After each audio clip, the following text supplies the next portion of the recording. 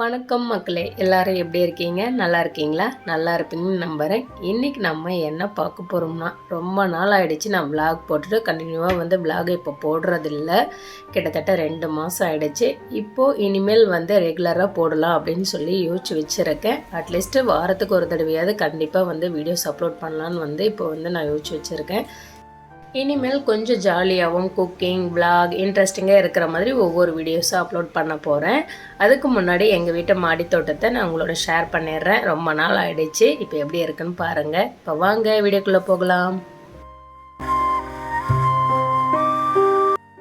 நைட்லேருந்து vlog எடுத்துகிட்ருக்கேன். திடீர்னு என்னன்னே தெரியலைங்க. எப்பயாச்சும் நமக்கு ஈவினிங் இல்லை மார்னிங் இல்லைனா மதியானம் கூட சொல்லலாம் டீ குடிக்கணும்னு தோணும் இல்லைங்களா? எனக்கு பார்த்திங்கன்னா கரெக்டாக நைட்டு 11:30க்கு எல்லோரும் தூங்குவாங்க. அந்த டைம் பார்த்து டீ குடிக்கணும்னு சொல்லி தோணிகிட்டு இருந்தது. உடனே யோசிக்கவே இல்லை, ஏன்னா பயங்கர தலைவலியாக இருந்தது. அதெல்லாம் டீ போட்டு கொதிக்க வச்சுட்டு இருந்தேன். அதுக்கு அடுத்ததாக என்னென்ன சமையல் எல்லாமே இருந்துச்சு அப்படின்னு சொல்லி கேட்டிங்கன்னா, சாம்பார் இருந்ததுங்க. சாம்பாரை சூடு பண்ணிகிட்டு இருந்தேன்.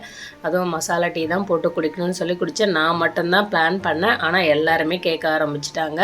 அது கூடவே இஞ்சி பூண்டு பேஸ்ட்டும் காலி ஆகிடுச்சுங்களா, அதனால் கொஞ்சம் பல்காகவே அரைச்சி எடுத்து வச்சுட்டேன். என்னுடைய ஜீவஸ்ரீ கிச்சன் சேனலில் இஞ்சி பூண்டு ரெசிபி நான் போட்டிருக்கேன். அதை எப்படி அரைக்கணும், எப்படி ஸ்டோர் பண்ணணும் அப்படிங்கிறத நான் லிங்க் டிஸ்கிரிப்ஷனில் கொடுக்குறேன்.